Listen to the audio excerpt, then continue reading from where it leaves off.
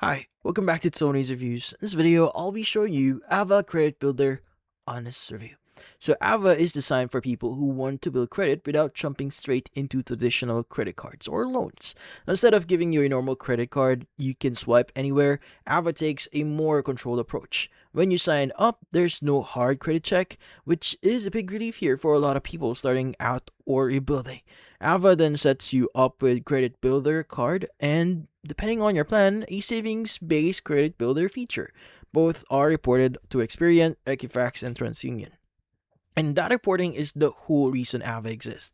Now, in everyday use, Ava mostly works behind the scene. The card is typically used for recurring expenses like subscriptions or certain bills rather than random shopping. So Ava pays those charges and then automatically handles the repayment so everything shows up on time.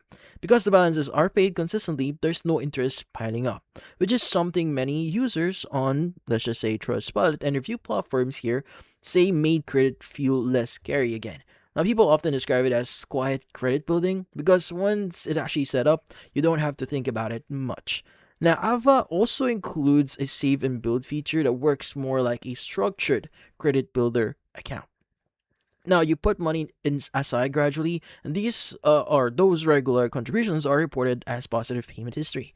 Users who stick with this setup for several months often say they start seeing gradual scores increases, not overnight jumps, but steady movement in the right direction.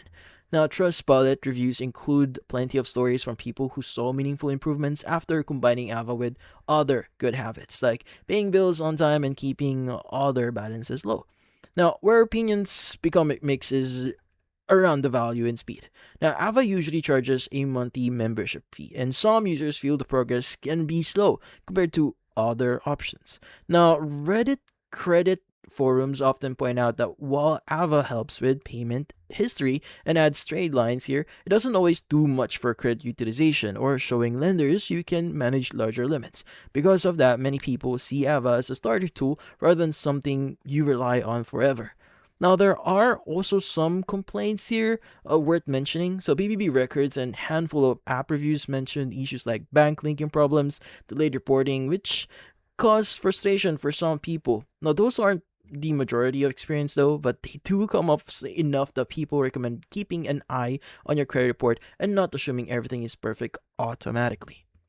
So when you step back here and look at how people really feel about Ava, well, the picture is pretty balanced. Ava does what it actually claims it to do. It reports consistent, on-time payments and helps people build credit without interest or risky spending. Now, for beginners or rebuilders who want something simple and low stress, many users feel it's helpful. At the same time, the monthly fee and limited impact mean it's not the strongest or cheapest option long term once better credit products become available. So, that's about it. So most experienced reviewers here, based on what we're seeing, describe Ava as a stepping stone. It can help you get moving in the right direction, but it works best when paired with other responsible credit habits rather than use as the only tool. So, if you found this video helpful, hit the like and subscribe button and watch our next video.